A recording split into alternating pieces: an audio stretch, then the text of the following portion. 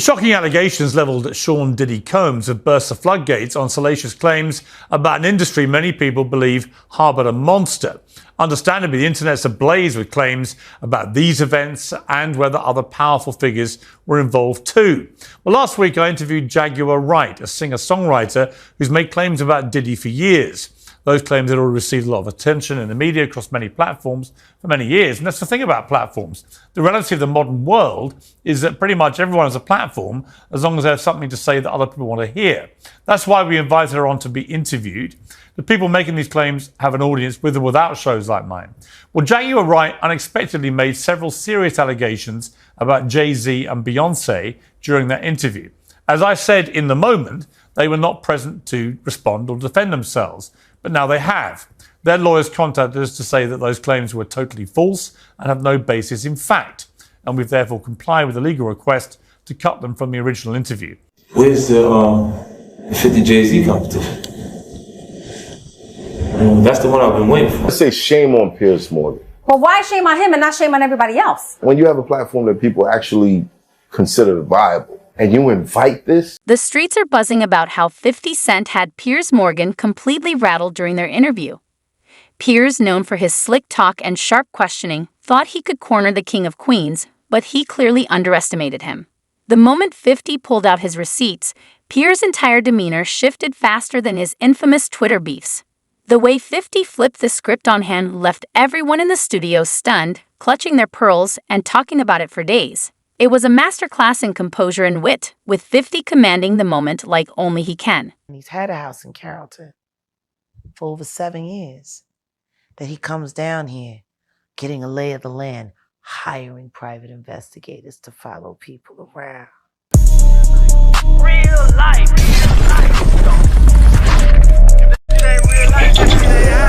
It ain't real life. Just a real life street star. Know what time it is. You had came to Dallas and then you had really wanted to put on for Dallas artists. So I got to get your take on 50 Cent had recently just went to Shreveport and he put on this whole extravaganza. I hate that. Yeah. Hurricane Chris has come to the blogs and said, how could you come here to our place and not put on those Shreveport legends and you could spend $500,000 on security to keep the hood out or to keep the hood from going? Because he don't give none of them about none of them boys. Oh. He don't give a about Louisiana. Because I tell you one thing, the second that Curtis got down there, right before me and my son were separated from each other, we went home for a visit. And the fishing hole that we went to, where fish are normally jumping, all of a sudden died. There was nothing out there. Wow. You could smell the poison in the water, which of course would irrigation, which of course would bring storms around. You know, you gotta like multimillionaires when they start creating tragedies to pretend to be heroes for. Why did Curtis Jackson lie to everybody? Why doesn't Curtis Jackson tell people that he has a house in Carrollton, and he's had a house in Carrollton for over 7 years? That he comes down here, getting a lay of the land, hiring private investigators to follow people around. Girl, let me tell you, Piers Morgan walked into that studio like he owned the place, ready to deliver one of his shady takedowns. You know the drill, proper and British, throwing backhanded compliments and cutting people off like he knows their life story. He came for 50, smirking, acting like he was about to embarrass him for views, bringing up 50's past and downplaying his empire building. But 50? Unbothered. Cool as ever, letting Piers dig his own hole. The second 50 pulled his receipts, Piers' whole vibe shifted. The King of Queens flipped the script and Piers went from smuck to shook. Studio? Silent. Game over. I'm going to tell you right now that me, as a woman who has been in the industry for over 30 years, I've been performing live since I was 13. My first handler was McKinley Horton. I come to find out 25 years later that a scar that was on his face with a very elaborate story he gave me was put there by a woman who he assaulted. To live through these things and hear your elders in the business, People like Patti LaBelle say, just avoid him, honey. And being taught to be a just avoid him, honey. It's not good enough.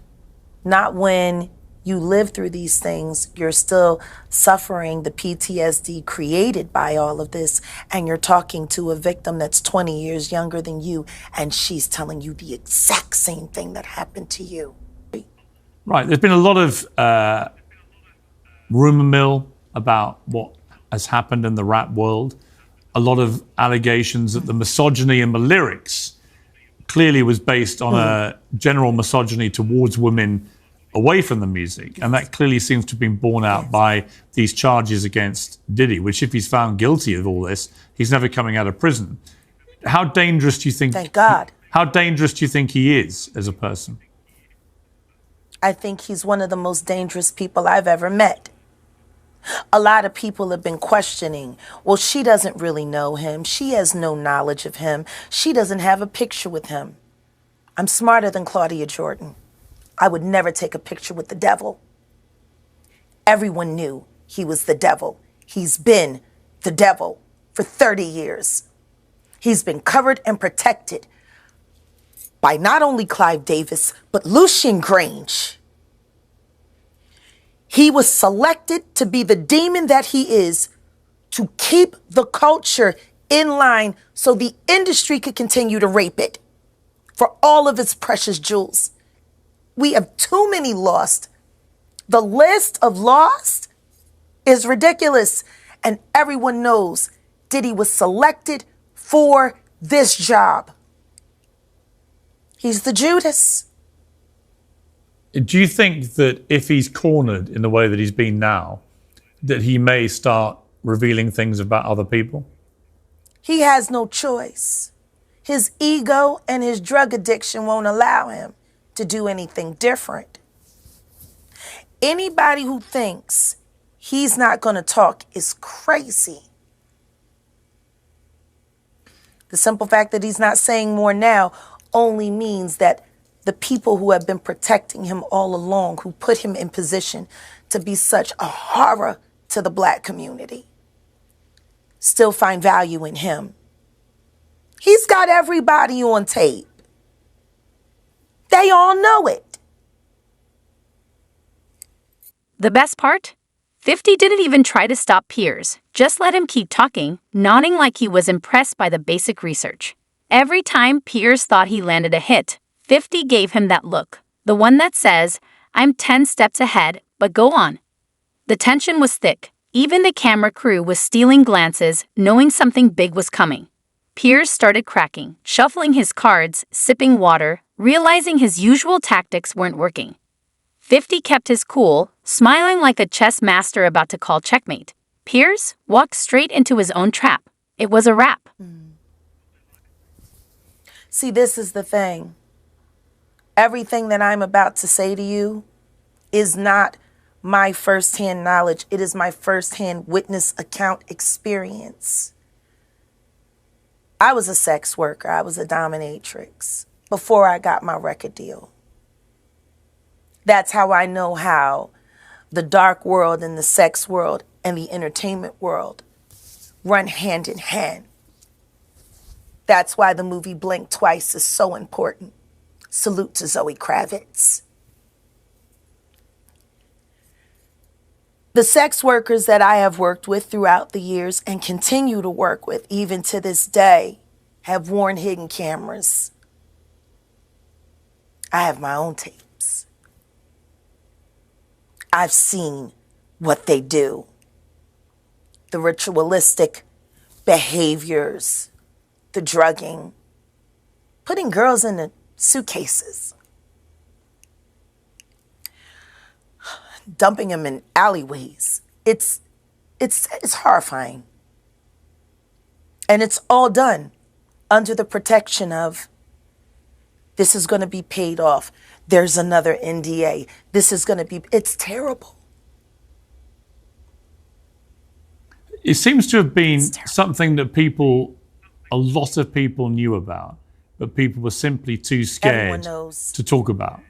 Everyone knows. And every person that's sitting there trying to act surprised knows very well. The whole point of this, like Cat Williams said when he sat with Shay Shay earlier this year, the whole point of this is for them in a coordinated effort to pretend like none of it is real for the public's perception. But everyone knows what's going on, and it's been going on for years. It's been going on before Diddy. See, people keep looking at him like he's the Sputnik that came out of nowhere. This is someone who was designed to be what he is. We got to stop making Diddies. And if we're going to do that, then we got to go back. We got to go back to even further, the mentors of these people.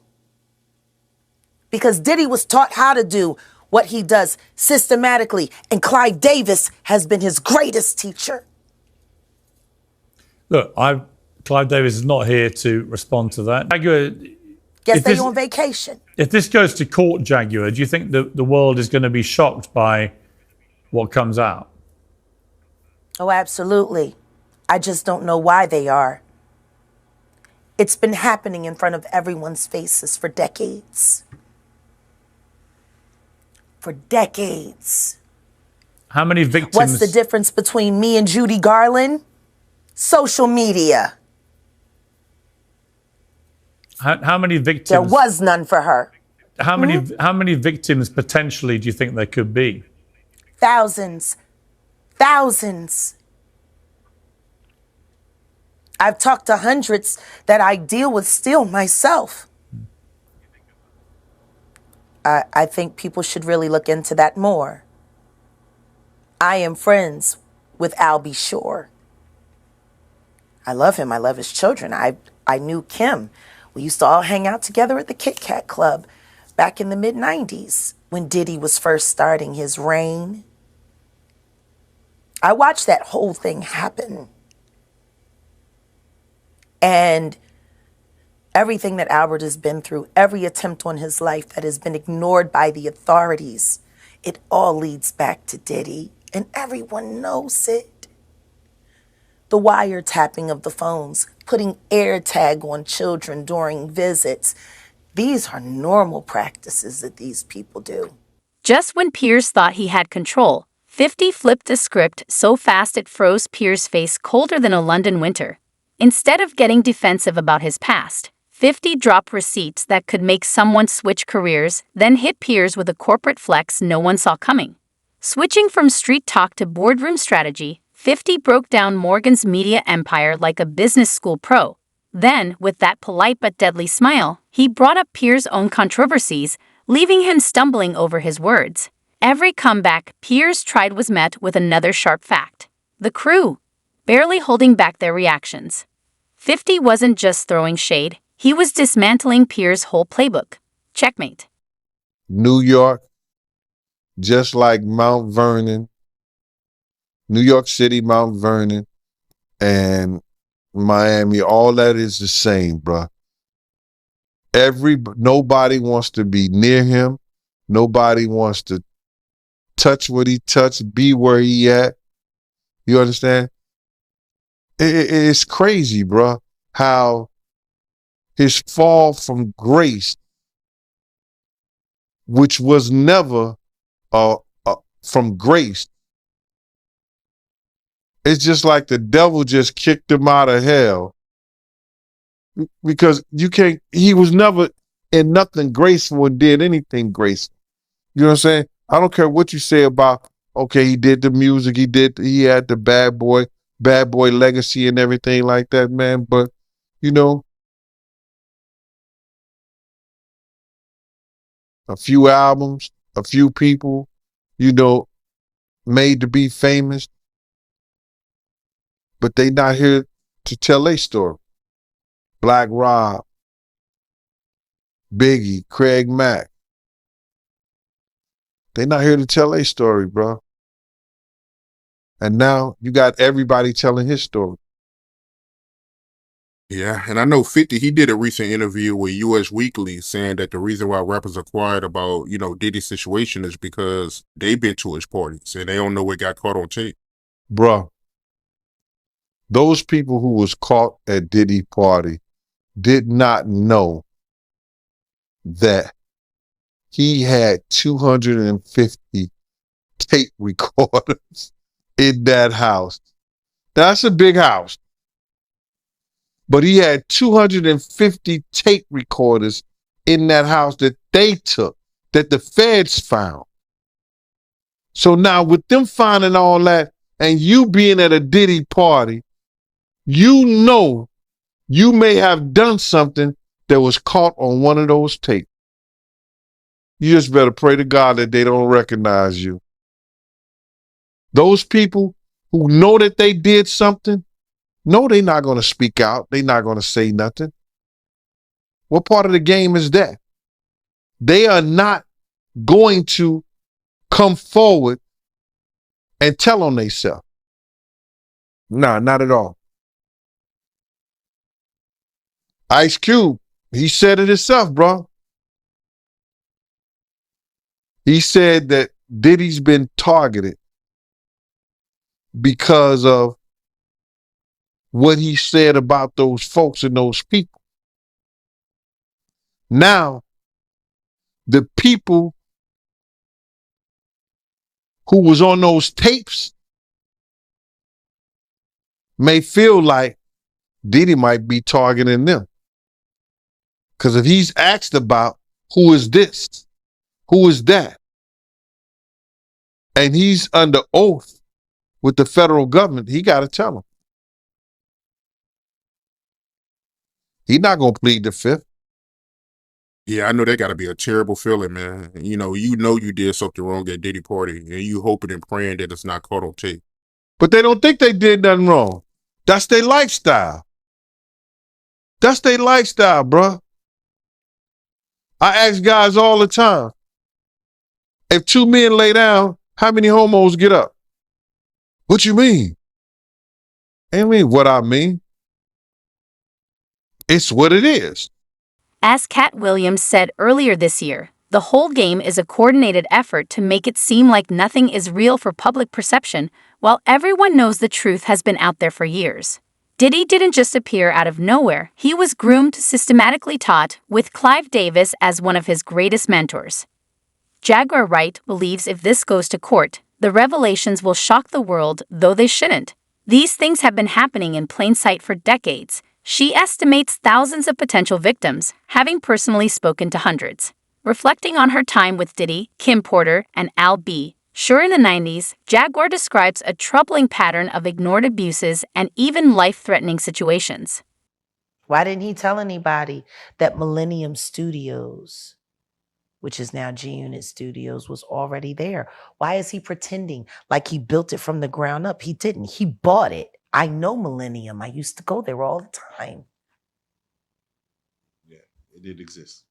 Yeah, I know. So why did he lie to everybody?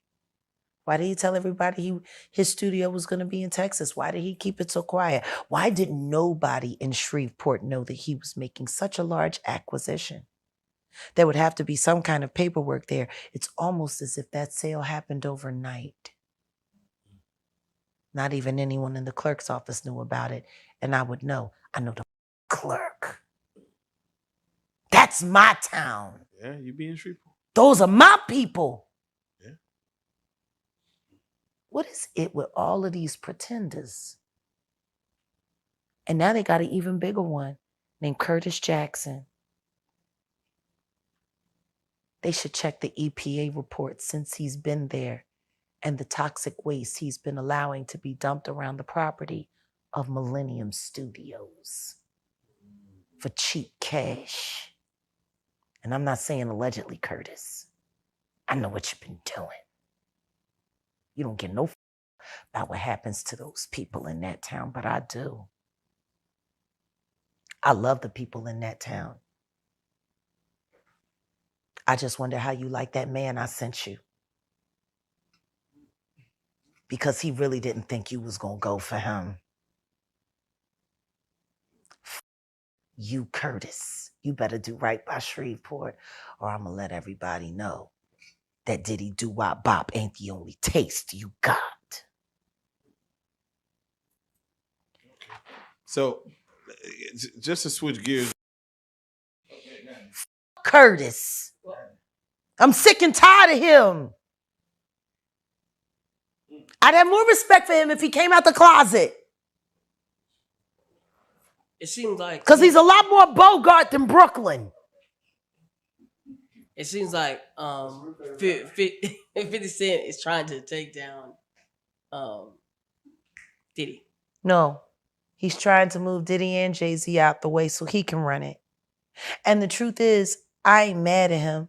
I just don't trust him. Because the truth is, he would just be another kind of monster in another kind of way. He don't want things to change. He just want to be the one that's running it. See? Easiest thing to do is to take your enemy's feet and hold them to the fire for things you know that they won't admit. Which is why when that C&D came out, he took all of that Diddy shit down. Because of his tape. Say.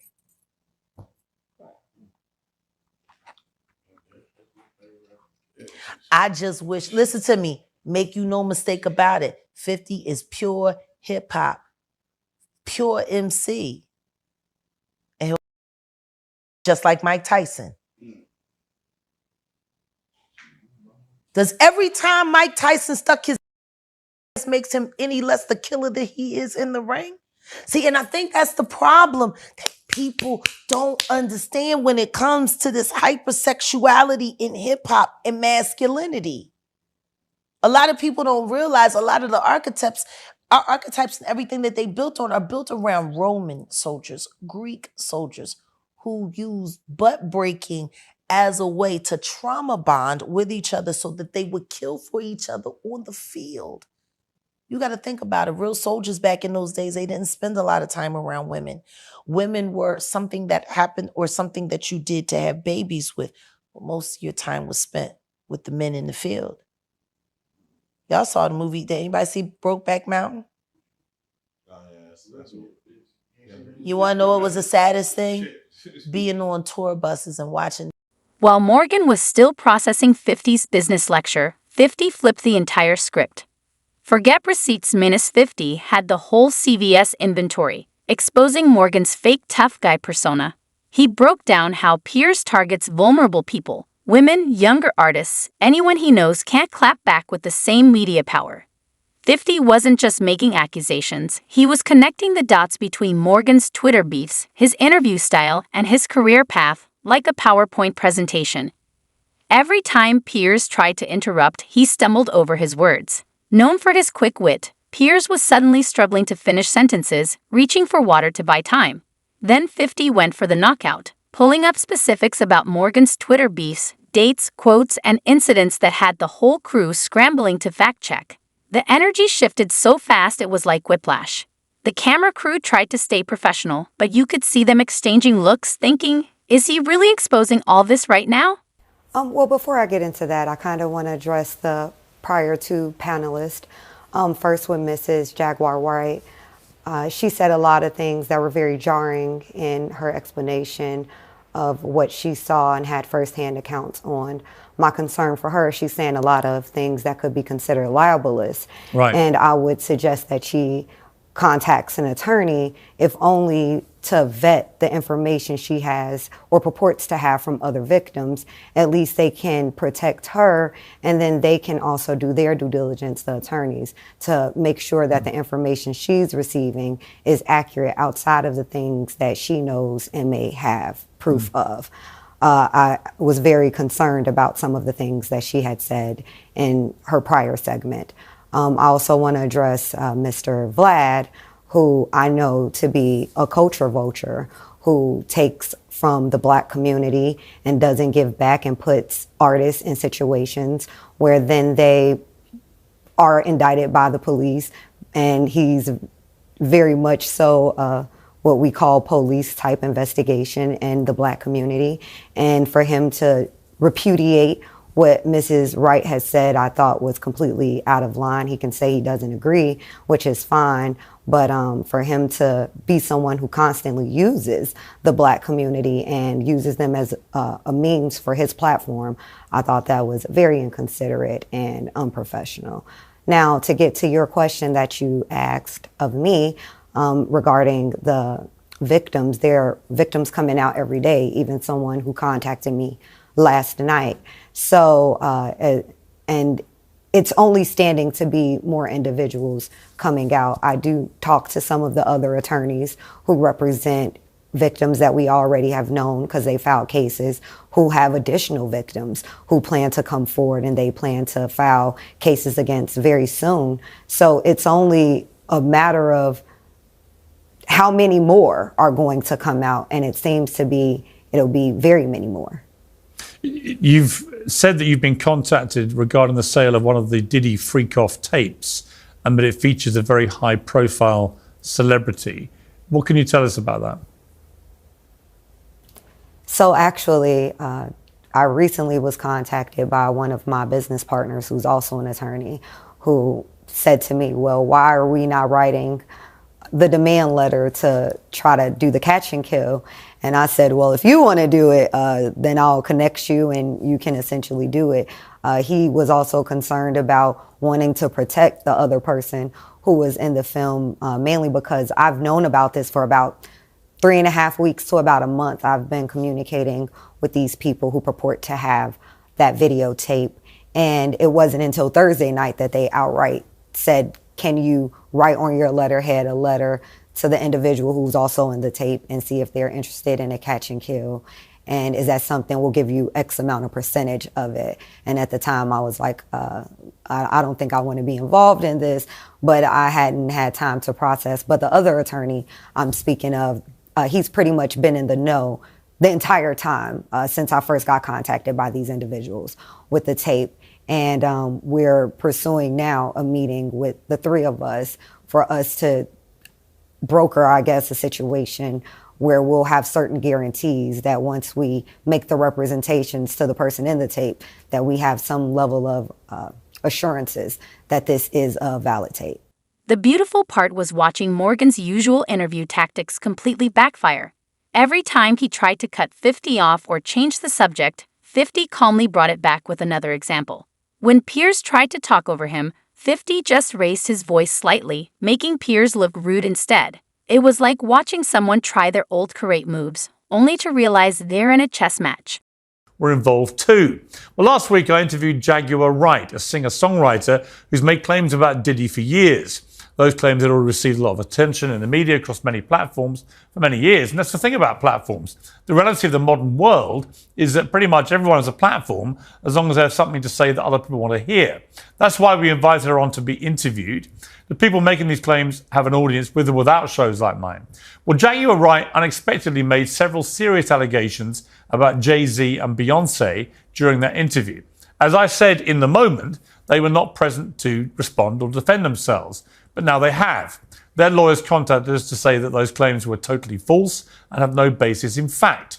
And we've therefore complied with the legal request to cut them from the original interview. Editing interviews is not something we do lightly at a show called Uncensored. But, like the proverbial cries of fire in a crowded theatre, there are legal limits on us too.